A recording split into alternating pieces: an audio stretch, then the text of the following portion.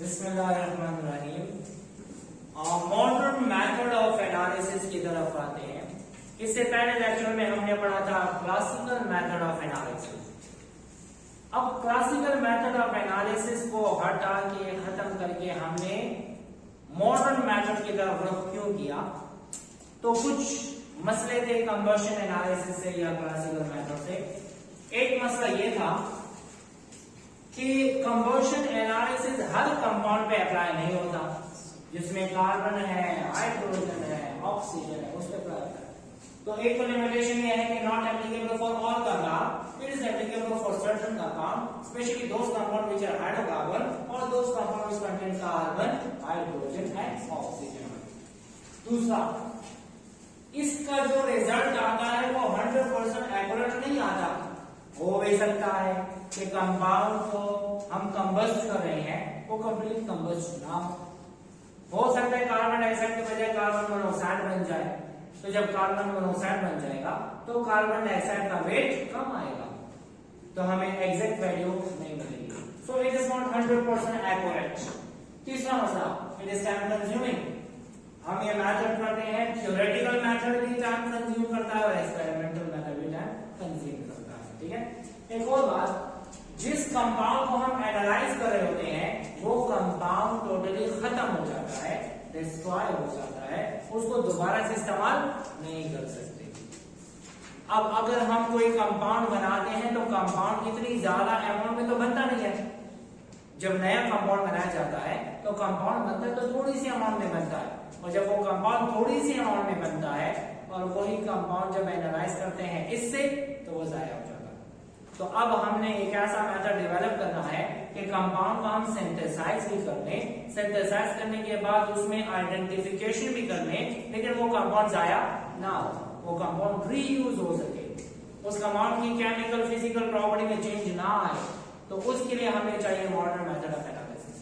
अब एक और बड़ा मसला, कंबशन एनालिसिस से हमें पता तो लग जाता है कि कंपाउंड का मॉलिक्यूलर फॉर्मूला ये है, 2 कार्बन, 6 हाइड्रोजन, 1 ऑक्सीजन। लेकिन अब वो कंपाउंड कौन से वाला आइसोमर है? इथाइल अल्कोहल भी हो सकता है और डायमिथाइल ईथर भी हो सकता है। तो combustion analysis do not give any information about the isomer of a compound. It can not distinguish between isomers of a compound. तो हमें पता नहीं लगता कि वो कौन से वाला कंपाउंड है। आया वो कंपाउंड इथाइल अल्कोहल है या वो कंपाउंड डायमिथाइल ईथर है। अब इस मसले का हल निकालने के लिए मॉडर्न मेथड को फॉलो किया गया। मॉडर्न मेथड में 3 स्टेप्स हैं। पहला, फिजिकल प्रॉपर्टी देखी जाती है। दूसरा, केमिकल प्रॉपर्टी देखी जाती है।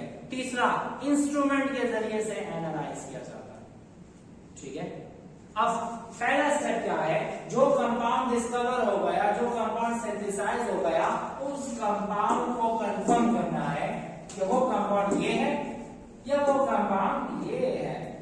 तो पहले फिजिकल मेथड देख लेते हैं। फिजिकल मेथड में फिजिकल प्रॉपर्टीज देखते हैं। अगर वो कंपाउंड, कौन सा कंपाउंड? ये वाला कंपाउंड, अगर ये कंपाउंड लिक्विड है तो हम कहेंगे वो तो इथाइल अल्कोहल है, और अगर वो कंपाउंड गैस है तो हम कहेंगे ये तो डायमिथाइल ईथर है। तो फिजिकल प्रॉपर्टी ने भी हमें इंफॉर्मेशन दे दी कि वो कंपाउंड कौन सा है।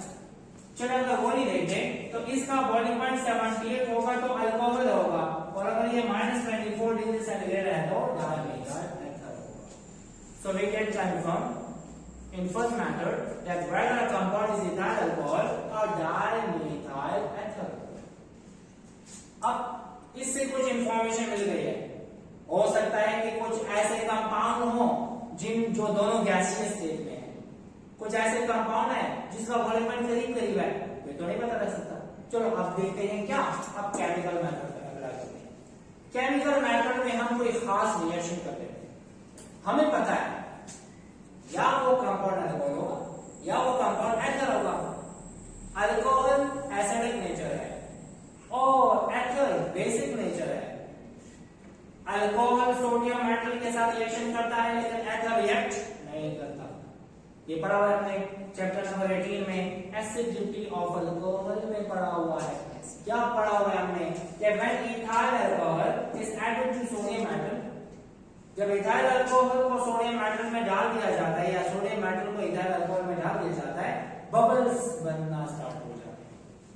बबल्स बन गए तो वो बबल किसके हैं? हाइड्रोजन गैस के। अगर बन गए तो हम कहेंगे ये तो अल्कोहल है, ना बने तो हम कहेंगे तो एथर है। हमने पढ़ा हुआ है कि ether do not react with active metals because active metal electron देते हैं और एथर भी इलेक्ट्रॉन देता है। जब ये इलेक्ट्रॉन देने वाला है तो उसको इलेक्ट्रॉन लेने वाला होना चाहिए। So if a compound is ether there will be no reaction, and if a compound is ethyl alcohol so that produces hydrogen gas, bubbles of gas produce कर देगा। ठीक है, तो ये हो गया केमिकल मेथड। कुछ इंफॉर्मेशन यहां से मिली, कुछ इंफॉर्मेशन यहां से मिली। अब कंफर्म करेंगे इंस्ट्रूमेंटल मेथड से। याद रहे जब भी हमने किसी चीज को डिटेक्ट करना होता है तो हम कभी भी एक टेस्ट पे रिलाई नहीं करते, हम उसके बाद कंफर्म करते हैं आया ये कंपाउंड ऐसा है भी या नहीं है। जैसे फॉर एग्जांपल कभी कहीं पे कोई बीमार हो जाता है तो वो एक टेस्ट तो नहीं कराते ना, ब्लड के वेरियस टेस्ट करते हैं, उन टेस्ट को कंपेयर करते हैं। अच्छा टोटल ल्यूकोसाइट ज्यादा है, व्हाइट ब्लड सेल ज्यादा है, तो किस इन्फेक्शन की वजह से है? टाइफाइड है या कोई और है मसला, तो मतलब उसको कंफर्म किया जाता है, एक टेस्ट पे रिलाई नहीं करते। इसी तरह फिजिकल मेथड से कुछ इंफॉर्मेशन आई, केमिकल मेथड से कुछ और इंफॉर्मेशन आई और फिर कंफर्म हो गया इंस्ट्रूमेंटल मेथड से। तो अब थर्ड स्टेप करना पड़ेगा। थर्ड स्टेप क्या है? Instrumental method. Simply we can call them spectroscopy. Spectroscopy और स्पेक्ट्रोस्कोपी जो कंपाउंड अंडर एनालिसिस है उस कंपाउंड को हमने ले लेना है एक कंटेनर में। उस कंटेनर में लेने के बाद हम पास कर देते हैं EMR, इलेक्ट्रोमैग्नेटिक रेडिएशन। जब इलेक्ट्रोमैग्नेटिक रेडिएशन इस सैंपल में से पास होते हैं तो वो इलेक्ट्रोमैग्नेटिक रेडिएशन ये सैंपल एब्जॉर्ब करता है, कुछ एब्जॉर्ब नहीं करता। जब ये एब्जॉर्ब करता है तो सैंपल में कुछ चेंजेस आती है। क्या आती है? चेंजेस। या इलेक्ट्रॉन एक्साइट हो जाएगा, या मॉलिक्यूल में वाइब्रेशन स्टार्ट हो जाएगी, या मॉलिक्यूल में रोटेशन स्टार्ट हो जाएगी, या उसके न्यूक्लियस में प्रोटॉन की स्पिन चेंज हो जाएगी। तो इस इंटरेक्शन की स्टडी को बोला जाता है स्पेक्ट्रोस्कोपी। और spectroscopy the study of interaction of electromagnetic radiation and matter. Matter और इलेक्ट्रोमैग्नेटिक रेडिएशन के दरमियान जो इंटरेक्शन होता है, इस इंटरेक्शन की स्टडी को क्या कहते हैं? स्पेक्ट्रोस्कोपी कहते हैं। ठीक है, एक कंपाउंड यूवी रेडिएशन के साथ एक जैसा बिहेव करता है और दूसरा कंपाउंड मुख्तलिफ बिहेव करता है। इसकी बिहेवियर मुख्तलिफ होने से हम कंफर्म कर लेते हैं ये वाला बिहेवियर शो करने वाला तो अल्कोहल है और ये वाला बिहेवियर शो करने वाला तो एथर है, तो हमें कंफर्म हो जाता है। तो हर एक के अपने बिहेवियर से पता लग जाता है कि कंपाउंड कौन से वाला है। तो पहले what is spectroscopy? It is the study of interaction between the electromagnetic radiation and matter. इस इंटरेक्शन की स्टडी को बोला जाता है स्पेक्ट्रोस्कोपी। अब व्हाट इज इलेक्ट्रोमैग्नेटिक रेडिएशन? ये तो मुख्तलिफ किस्म की है, gamma rays, X rays, UV, visible, IR, micro, radio. आपको पता होगा कि जब हम गैमा रेज से जाते हैं वहां पर रेडियो वेव्स तक, तो फ्रीक्वेंसी को क्या होता है? फ्रीक्वेंसी कम होती है। इसकी फ्रीक्वेंसी सबसे ज्यादा, इसकी एनर्जी सबसे ज्यादा, इसका वेव नंबर सबसे ज्यादा, लेकिन इसकी वेव लेंथ सबसे कम। Frequency, wave number and energy decreases from gamma to radio waves while wavelength increases। wavelength increase होती है कहां से कहां? gamma से कहां पर? radio waves। एक और बात याद रखें, हम स्पेक्ट्रोस्कोपी में गैमा रेज और एक्स रेज को इस्तेमाल बिल्कुल भी नहीं करते। क्यों? वजह ये है, चाहे हम अल्कोहल में से एक्सरे पास करें, चाहे एथर में से पास करें, दोनों के साथ बिहेवियर सेम शो करता है। जब एक्सरे और गामा रेज एक जैसा बिहेवियर शो करेंगे तो हमें पता ही नहीं लगेगा कि कंपाउंड कौन से वाला है। ये तो बिहेवियर मुख्तलिफ शो होता है, इस वजह से पता लगता है कि कंपाउंड कौन सा है। अल्कोहल अगर एक बिहेवियर शो करे, एथर दूसरा शो करे, तो हम कहेंगे अल्कोहल तो ऐसा बिहेव करता है तो ये अल्कोहल हो गया, एथर ऐसा बिहेव करता है तो ये एथर हो गया। लेकिन अगर अल्कोहल एथर के एक्स-रेज पास कर दे तो दोनों का बिहेवियर सेम। जब दोनों का बिहेवियर सेम होगा तो हम मालूम नहीं कर सकते। तो मैंने लिखा हुआ है गामा रेज और एक्स रेज हाईली एनर्जेटिक हैं, that's why it knock out electron from all samples. सारे के सारे सैंपल में से इलेक्ट्रॉन को नॉक आउट कर देगा, और जब सबसे नॉक आउट कर देगा तो हमें कोई भी इंफॉर्मेशन नहीं मिलती। अब हम इस्तेमाल कर सकते हैं UV, visible, IR, micro, radio. ठीक है, यूवी रेडिएशन जब सैंपल में से पास होती है, कहां से पास होती है? सैंपल में से। तो यूवी रेडिएशन सैंपल के अंदर इलेक्ट्रॉन को एक्साइट कर देती है। यह अक्सर पूछा जाता है, when ultraviolet radiation interact with matter, what happens? Electronic excitation takes place. When visible radiation interact with a sample, it also causes electronic excitation. फर्क क्या हो गया? याद रहे, यूवी रेडिएशन एस और पी ब्लॉक के एलिमेंट में इलेक्ट्रॉन के एक्साइट करते हैं, एस और पी ब्लॉक, लेकिन visible D and F block के एलिमेंट के इलेक्ट्रॉन के एक्साइट करते हैं। क्लियर? मतलब ये दोनों एक्साइटेशन करती हैं। आईआर रेडिएशन की एनर्जी कम हो गई, एक्साइटेशन नहीं करेंगे। ये क्या करता है? ये मॉलिक्यूल की वाइब्रेशन मोड को चेंज कर देता है। मॉलिक्यूल के अंदर जो बॉन्ड्स हैं वो फिक्स होते हैं। जैसे ही इंफ्रारेड रेडिएशन इंटरेक्ट करती हैं, इनमें वाइब्रेशन स्टार्ट हो जाती है। ये वाइब्रेशन करने वाला कौन है? Infrared radiation. ठीक है, जब माइक्रोवेव इंटरेक्ट करते हैं तो मॉलिक्यूल की रोटेशनल मोड चेंज हो जाता है, और जब रेडियो वेव्स इंटरेक्ट करते हैं तो ये न्यूक्लियर स्पिन को चेंज करता है। तो हम एक एक को डिटेल में पढ़ेंगे।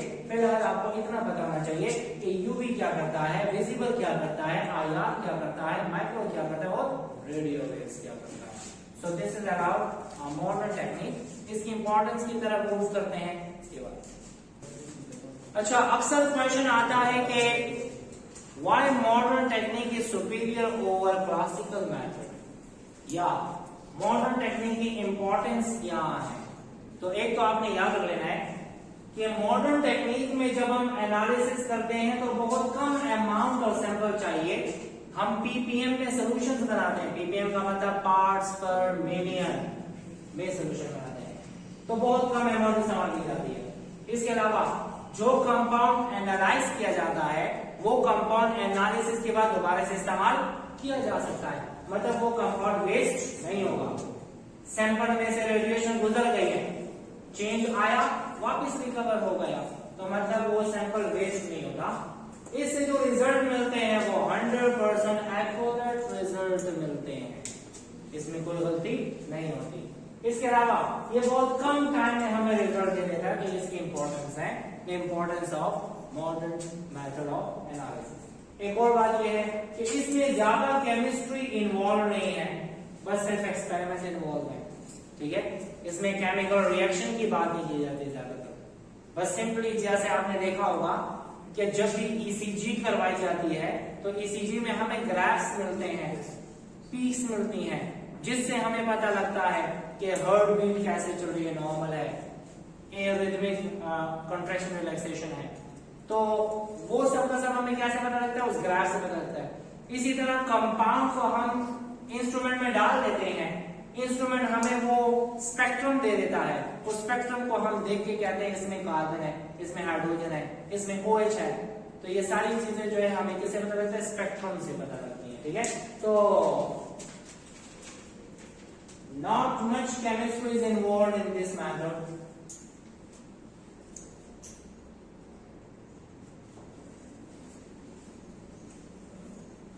कोई ज्यादा कैलकुलेशंस नहीं है, तो ये है importance of modern method. Why modern method is superior over classical method. अब आते हैं स्पेक्ट्रोस्कोपिक टेक्निक्स तो मुख्तलिफ किस्म की हमने पढ़नी है। यूवी विजिबल स्पेक्ट्रोस्कोपी अलग से पढ़नी है, आईआर अभी पढ़ेंगे। इसके अलावा रेडियो वाला हम पढ़ेंगे, माइक्रो वाली नहीं पढ़ेंगे। रेडियो वेव्स वाली है, nuclear magnetic resonance NMR spectroscopy. तो आपकी बुक में ये स्पेक्ट्रोस्कोपी से एक और डिस्कस करनी है, ठीक है। अब पहले आते हैं इंफ्रारेड स्पेक्ट्रोस्कोपी की तरफ। इंफ्रारेड स्पेक्ट्रोस्कोपी, अगर आपको कोई कहे इंफ्रारेड स्पेक्ट्रोस्कोपी की इंपॉर्टेंस क्या है, सिग्निफिकेंस क्या है, तो किसी भी कंपाउंड को आइडेंटिफाई करना हो तो क्या करेंगे, आईआर स्पेक्ट्रोस्कोपी से हमें पता लग जाएगा। Identification of compound, determination of functional group, कौन सा फंक्शनल ग्रुप है, अल्कोहल का है, कौन बताता है, आईआर स्पेक्ट्रोस्कोपी। इसके अलावा एक कंपाउंड दिया गया है, सैंपल दिया गया है, पूछा गया है कंपाउंड प्योर है या इम्प्योर, तो इम्प्योरिटी का और प्योरिटी का हमें बताता है कौन, आईआर। कैसे बताता है बाद में पता लगेगा। इसके अलावा रिएक्शन चल रहा होता है, तो रिएक्शन चल रहा है कि नहीं चल रहा, कैसे चल रहा है, वो हमें कौन बताता है, स्पेक्ट्रोस्कोपी बताता है, IR spectroscopy. So we can find out the functional group of a compound, we can find out the purity of a compound, we can find out the progress of a chemical reaction। ये तीन काम कर सकते हैं। एक और बात, जैसे हमने पहले पढ़ा कि जब भी आईआर रेडिएशन जाती है, इंटरेक्ट करती है किसी भी मॉलिक्यूल के साथ, तो मॉलिक्यूल में जो बॉन्ड्स होते हैं उनका वाइब्रेशनल मोड चेंज हो जाता है। It means that IR radiation changes vibration mode of a molecule, किसी भी मॉलिक्यूल का वाइब्रेशन मोड चेंज कर देता। अब जब ये वाइब्रेशन मोड चेंज करता है तो IR स्पेक्ट्रोस्कोपी को वाइब्रेशनल स्पेक्ट्रोस्कोपी भी कहते हैं। अगर आपको कोई कहे कि write a detailed note on vibrational spectroscopy, तो मतलब we are talking about IR spectroscopy, ठीक है। अब ये तो सारी बातें थी, इंट्रोडक्शन था। आईआर रेडिएशन की टोटल रेंज क्या है वो देख लेते हैं। याद रहे, आईआर रेडिएशन का वेव नंबर 12,500 से लेके 50 सेंटीमीटर इनवर्स तक है। सेंटीमीटर इनवर्स का मतलब क्या है कि 1 सेंटीमीटर में 12,500 वेव्स हो तो वो होगा क्या, आईआर। या 1 सेंटीमीटर में 50 वेव्स हो तो वो भी किस कैटेगरी में आएगा, आईआर। तो मतलब 1 सेंटीमीटर में 12,500 से लेके 50 सेंटीमीटर इनवर्स तक अगर वेव्स मौजूद है तो वो सारी की सारी कैटेगरी किसकी है, आईआर की है। तरीके से पूछ देगा ना, पर सेंटीमीटर का ये मतलब है कि मुंह बवालो 1 सेंटीमीटर डिस्टेंस बवालो, सही शो कदे 1 सेंटीमीटर डिस्टेंस के चुसुमरा वेव्स दिखा ना, द वेव्स दिखा, एक वेव में क्रस्ट और ट्रफ आता है, ठीक है। हम ये काउंट कर लेंगे, काउंट किया तो हमें पता लगा कि इसमें वेव आ रही है 5,000। कितनी वेव्स आ रही, 1 सेंटीमीटर में कितनी वेव्स हैं, 5,000। तो किस कैटेगरी में आएगा, आईआर में आएगा। अगर वो 1 सेंटीमीटर में 12,500 वेव्स आ रही हैं या वो कम होते होते 50 तक आ रही हैं, तो वो पूरी की पूरी रेंज किसकी है, आईआर की। तो इसे बोला जाता है वेव नंबर की रेंज 12,500 से लेके 50 सेंटीमीटर इनवर्स तक। क्लियर हो गया। नाउ वेव नंबर की रेंज इतनी है और वेव लेंथ की रेंज कितनी है, 0.8 से लेके 100 माइक्रोमीटर तक। मतलब क्या है,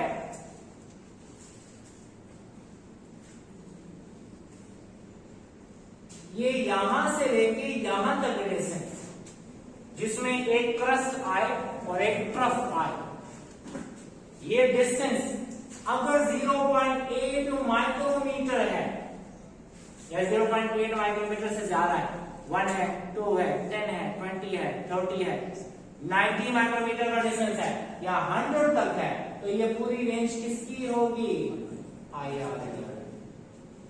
अगर वेवलेंथ रेंज करती है यहां से यहां तक तो वेव नंबर रेंज करेगी यहां से यहां तक 12,500 से लेके 50 centimetre in volts. This is the unit of wave number and this is the unit of wave length. अगर वेव लेंथ 0.8 माइक्रोमीटर से लेके 100 माइक्रोमीटर तक रेंज करती है तो हम कहेंगे वो कौन सी वेव लेंथ है, IR की वेव लेंथ। क्लियर हो गया? अगर आपसे पूछा जाए total range of IR is 12,000 to 15 centimetre in volts या 0.8 to 100 माइक्रोमीटर, तो क्या है? दोनों है। ये भी है ना, ये वेव नंबर की रेंज है और ये वेव लेंथ की रेंज है। आपको वेव नंबर और वेव लेंथ को पता है किसे कहते हैं?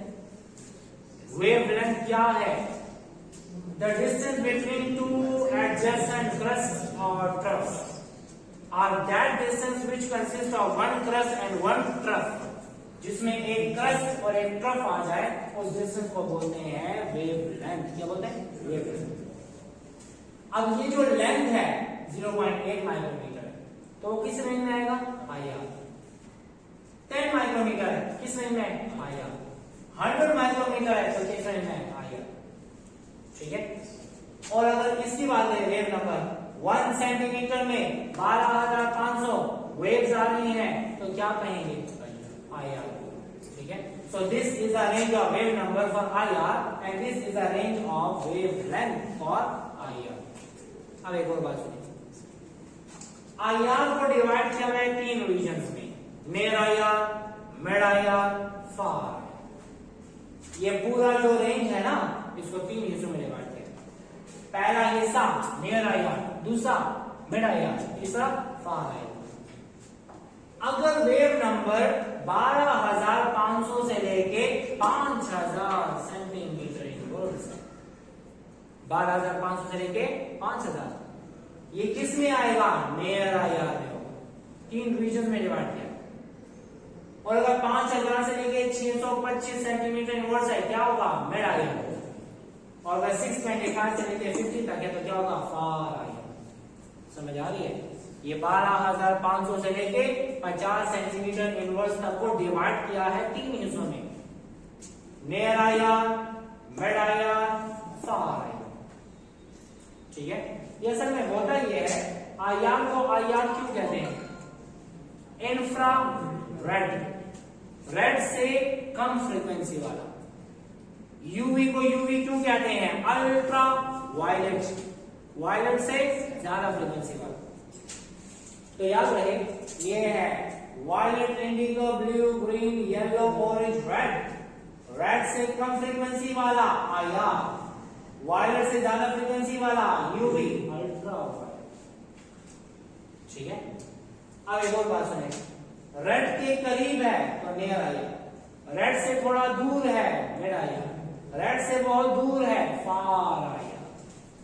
Near to red near IR, थोड़ा सा फार हो गया तो मिड IR, और ज्यादा फार हो गया तो फार IR। क्लियर हो गया? अगर आपसे पूछा जाए हम फंक्शनल ग्रुप को मालूम करते हैं, प्योरिटी मालूम करना चाहते हैं आरिफ, और progress of the chemical reaction मालूम करना चाहते हैं, तो कौन से वाला रीजन इस्तेमाल करेंगे? तो mid IR region is used to determine functional group of a compound. समझ आ रही है? अगर आपको कोई कहे क्या पूरा का पूरा रीजन इस्तेमाल होगा तो आपने कहना नहीं, हमने कौन सा रीजन इस्तेमाल करना है? Mid IR। अब मिड IR में भी एक खास रेंज है, 4,000 से लेके 625 तक, 4,000 से 5,000 तक नहीं इस्तेमाल होता। समझ आ रही है? तो अगर आपको कोई कहे which region is used to determine the functional group of a compound, mid IR, कौन सी रेंज इस्तेमाल होती है? 4,000 से 625। This is a range of wave number. और अगर इसी को हम कन्वर्ट करते हैं वेवलेंथ में तो 2.5 माइक्रोमीटर से लेके 16 माइक्रोमीटर तक। तो अगर आपको कोई कहे IR स्पेक्ट्रोस्कोपी में जो रेंज इस्तेमाल की जाती है वो रेंज कौन सी है, कितनी है? 4,000 से लेके 625। और वेवलेंथ की रेंज क्या है 2.5 से लेके 16 माइक्रोमीटर।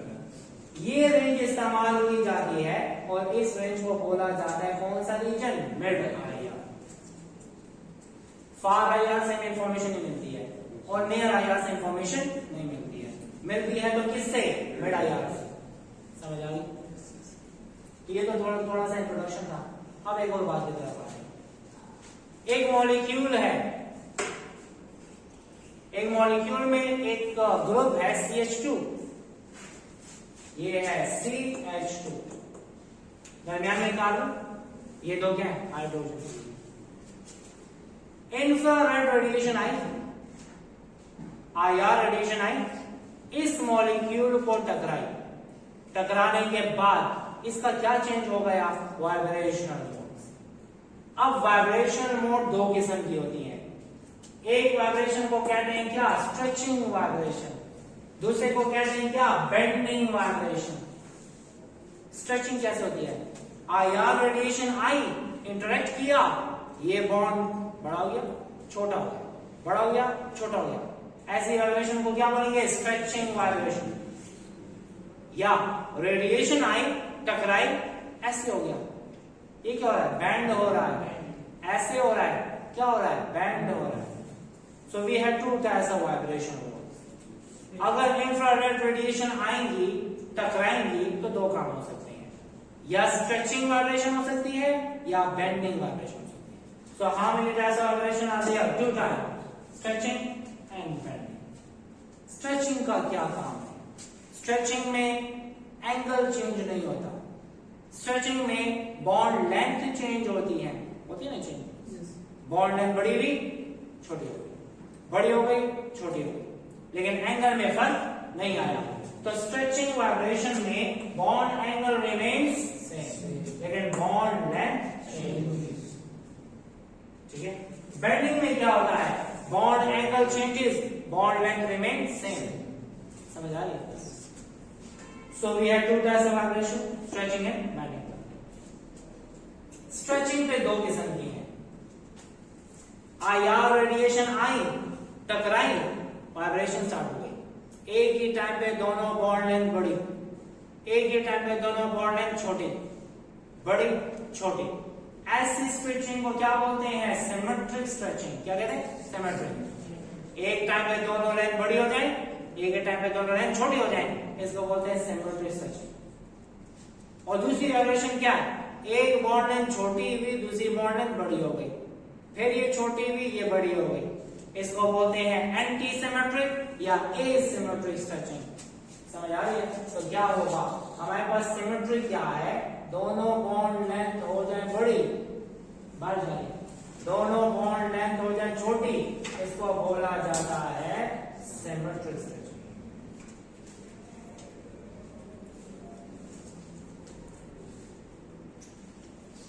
और एक हो जाए बॉन्ड लेंथ छोटी और दूसरी हो जाए बड़ी, तो इसे क्या बोलेंगे, एंटी सिमेट्रिक या एसिमेट्रिक।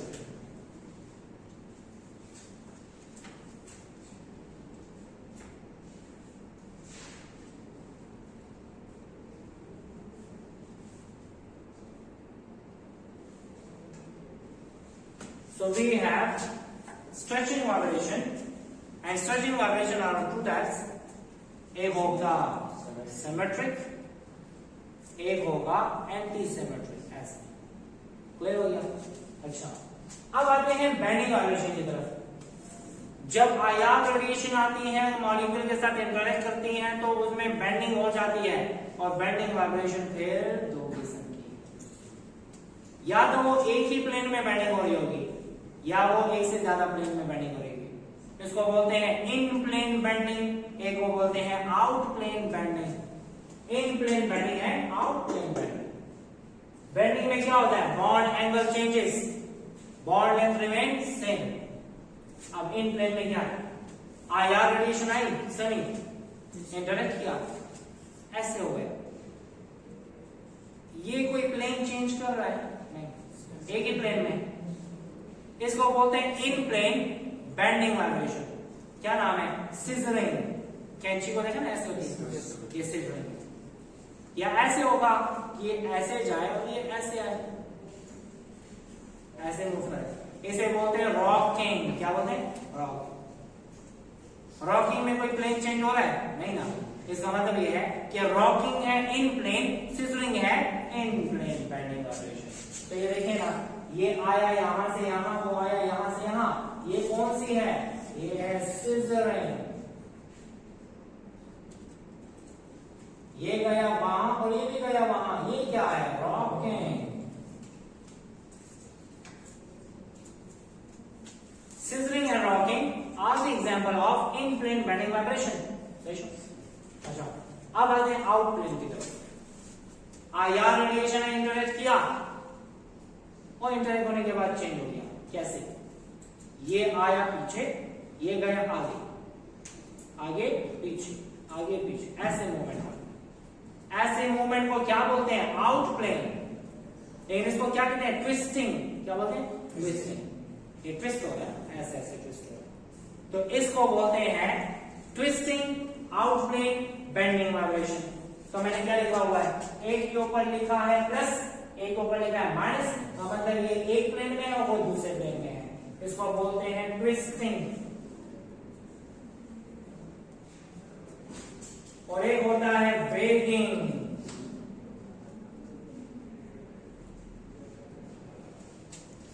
वेगिंग का मतलब क्या? एक ही टाइम पे आगे दोनों, एक ही टाइम पे दोनों पीछे। ये हो गया वेगिंग, ये हो गया ट्विस्टिंग, ये हो गया रॉकिंग और ये हो गया सिजरिंग। तो ये चारों हमारे पास क्या है? Bending vibration. In plane bending and out plane bending vibration. IR का हमने पढ़ लिया बेसिक प्रिंसिपल के जब भी आईआर रेडिएशन किसी भी सैंपल के साथ इंटरेक्ट करती है तो वो वाइब्रेशनल मोड को चेंज कर देता है। दो किस्म की वाइब्रेशन है, स्ट्रेचिंग एंड बेंडिंग। स्ट्रेचिंग फिर दो किस्म की है, symmetric stretching and asymmetric stretching. और बेंडिंग भी दो किस्म की है, in plane and out plane. In plane bending में फिर दो एग्जांपल है, सिजरिंग एंड रॉकिंग, और wagging and twisting out plane की एग्जांपल। अब हम यहां पे आते हैं, हमें इंफॉर्मेशन कैसे मिलेगी? मिड आईआर रीजन जो है इसको फर्दर दो हिस्सों में डिवाइड किया है। एक हिस्से को कहा जाता है फिंगरप्रिंट रीजन, दूसरे को बोला जाता है फंक्शनल ग्रुप रीजन। याद रहे, फिंगरप्रिंट क्यों कहा जाता है? किसी भी कंपाउंड को आइडेंटिफाई करते हैं तो इस रीजन से आइडेंटिफाई करते हैं। फॉर एग्जाम्पल, अगर किसी कंपाउंड में 2 कार्बन है तो हमें इस फिंगरप्रिंट से पता लगेगा। किसी कंपाउंड में 3 कार्बन है तो इस फिंगरप्रिंट से पता लगेगा। 4 कार्बन है, फिंगरप्रिंट से पता लगेगा। और जो फंक्शनल ग्रुप ईथर का है या अल्कोहल का है वो हमें अगले रीजन से पता लगेगा, फंक्शनल ग्रुप रीजन। मैंने आपको कहा था कि जैसे ईसीजी का ग्राफ होता है हमें पीक्स नजर आती है, उस तरह हमें यहाँ पर भी पीक नजर आती है। इस पीक के जरिए हमें पता लगता है कि कंपाउंड कौन सा है, फंक्शनल ग्रुप कौन सा है। जैसे पता लगे वो भी देखिए। So this mid IR region is divided into 2 regions. First one is called as fingerprint region and the other one is functional group region. जो हमें ये जो डेप्थ नजर आ रही है ऐसे नीचे की तरफ, इसको हम पीक्स कहते हैं। क्या कहते हैं? पीक्स। डेप्थ कहते हैं या पीक कहते हैं, ठीक है। ये जो हमें डेप्थ नजर आ रही है, अगर वो डेप्थ 625 से लेके 1500 के दरमियान होगी तो ऐसे रीजन को क्या बोलेंगे? Fingerprint region. और अगर वो डेप्थ आ रही है 1500 से लेके 4000 के दरमियान तो वो हमें फंक्शनल ग्रुप का बताएंगे।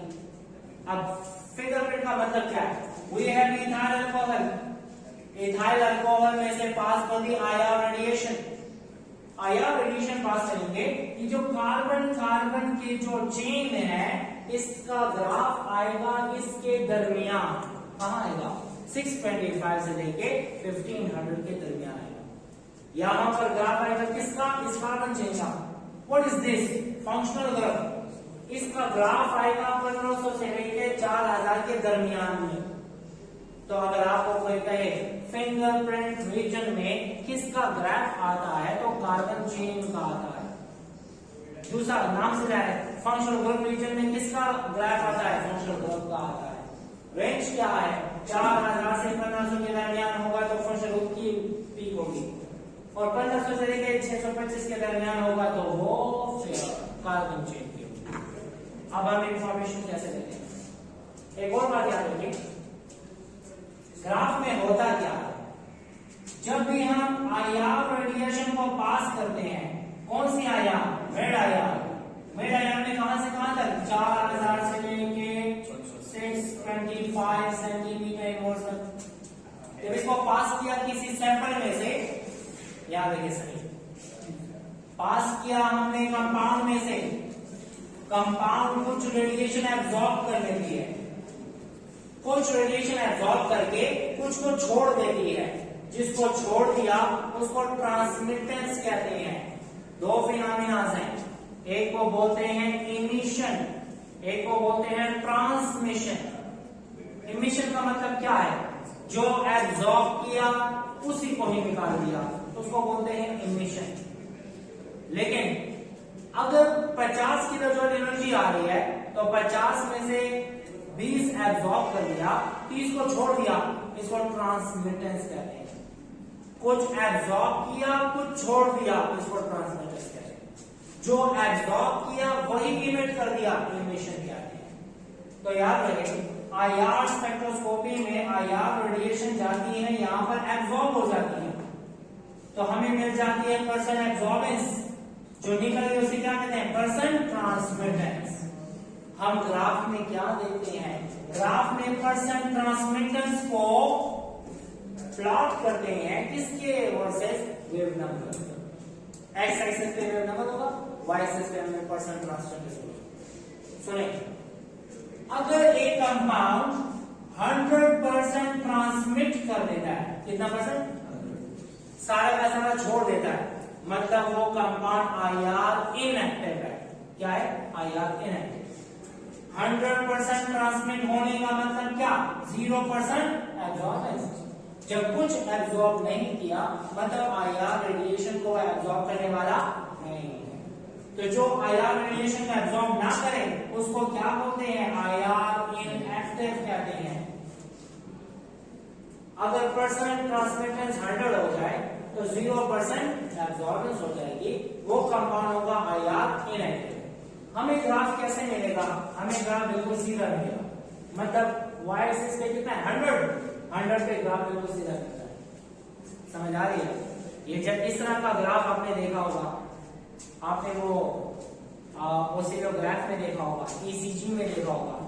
ईसीजी में जब ये लाइन बिल्कुल सीधी हो जाए हम कहेंगे वो बंदा गया इनएक्टिव हो गया, ठीक है।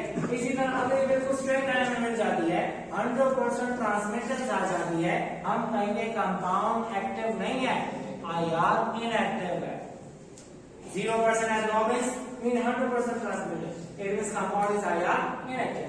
लेकिन अगर कंपाउंड आईआर एक्टिव होगा तो कुछ एब्जॉर्ब करेगा कुछ छोड़ देगा, तो हमें ग्राफ मिलेगा, कभी वो नीचे जाएगा फिर ऊपर जाएगा, फिर नीचे जाएगा फिर ऊपर जाएगा, फिर नीचे जाएगा फिर ऊपर जाएगा। इस तरह की पीक्स मिल जाती है। इन पीक से हम इंफॉर्मेशन हासिल करते हैं, ठीक है। तो एक्स एक्सिस पे क्या है? Wave number. वाई एक्सिस पे क्या है? Percent transmittance. आपको अननोन कंपाउंड मिल गया, अननोन कंपाउंड को इंस्ट्रूमेंट में डाल दिया। अशफाक कहाँ डाल दिया? इंस्ट्रूमेंट में। यो कंपाउंड मतलब अलग होगा ना, कंपाउंड जवाब शो आईआर इंस्ट्रूमेंट के जवाब शो। जैसे हमने उसमें डाला हमें ग्राफ मिल जाता है। अब ग्राफ को हम देखेंगे और टेबल को साथ में देखेंगे, हमें टेबल दिया जाएगा, हम तो ये पीक कहां पर है? ये पीक तो 3200 और 3600 के दरमियान है, ये तो OH है। ये क्या है? OH। तो मतलब हमने वो टेबल में देख के उस ग्राफ को देख के मालूम किया कि जो पीक आई हुई है ये तो OH की पीक है और ये तो अल्कोहल है। तो कैसे पता लगा? हमने ग्राफ से मालूम किया कि कंपाउंड कौन से वाला है, हमने फंक्शनल ग्रुप को आइडेंटिफाई कर दिया। अगर वो पीक 710 से लेके 1750 के दरमियान है, 1710 से लेके 1750 के दरमियान, तो मतलब वो कार्बोनाइल है किसका? एल्डिहाइड का, एंटीटोन का। अगर यहां पर पीक आ जाएगी तो हम कहेंगे वो कंपाउंड क्या है? Aldehyde एंटीटोन। It means that IR spectroscopy is used to identify a compound. It is used to identify the functional group of a compound. यहाँ पर हम फंक्शनल ग्रुप मालूम करते हैं, मालूम हो गया ना, समझ आ गई है? तो मतलब पहले इंपॉर्टेंस क्या, हम फंक्शनल ग्रुप मालूम कर सकते हैं, कर लिया, कंपाउंड को आइडेंटिफाई कर सकते हैं। अगर मैं क्या करूं सभी, हमारे पास सैंपल है और उस सैंपल में है साइक्लो हेक्सानोल। साइक्लोहेक्सानोल कैसे होता है, ऐसे होता है, ये साइक्लोहेक्सानोल है। इसमें कौन सा फंक्शन ग्रुप है, अल्कोहल का फंक्शन ग्रुप है। इसकी पीक कहां आनी चाहिए, यहां आनी चाहिए। अगर फंक्शनल ग्रुप रीजन में एक से ज्यादा पीक नजर आ जाए, हमें तो पता है कि सिर्फ एक जगह आनी चाहिए, आनी चाहिए, इधर आनी चाहिए। अगर इसके साथ साथ यहां भी पीक आ जाए तो हम कहेंगे कंपाउंड प्योर नहीं है, कंपाउंड क्या है, impure. If functional group region contain more than one peak, it means the compound is not pure. That compound is impure. समझ आ गई? फंक्शनल ग्रुप का पता लगता है, हमें प्योरिटी का पता लगता है। एक और बात, हमें रिएक्शन की प्रोग्रेस का भी पता लगता है। कैसे? हमने पढ़ा था कि CH3 C33 CH2 OH, इसको जब हम ऑक्सीडाइज करते हैं तो क्या बनता है, C=OH एल्डिहाइड बनता है। रिएक्शन करने से पहले हमने सैंपल लिया, उसका हमने स्पेक्ट्रम लिया, तो स्पेक्ट्रम में पीक कहां आएगी, यहां OH वाली जगह पे, क्योंकि इसमें क्या है, OH। जब इसको ऑक्सीडाइज किया तो क्या होगा, ये ऑक्सीडाइज होगा और ये बन जाएगा। अब क्या होगा, इसकी वाली जो पीक है वो ऐसा ऐसा छोटी होती जाएगी और कार्बोनाइल वाली जो पीक है वो ऐसा ऐसा बड़ी होती जाएगी। तो जब इसकी पीक छोटी हो रही है, इसकी पीक बड़ी हो रही है, तो हमें पता लग रहा है कि alcohol is going to convert into aldehyde. So that this appearance of one peak and the appearance of another peak give information about the progress of the chemical reaction. लेकिन अगर इनकी पीक में फर्क नहीं आ रहा तो मतलब रिएक्शन प्रोसीड नहीं हो रहा। तो ये हमारे पास इंपॉर्टेंस है IR स्पेक्ट्रोस्कोपी की, that we can identify a compound, we can find out the functional group of a compound, we can find out the purity of a compound, and we can find out the progress of a chemical reaction. Thank you.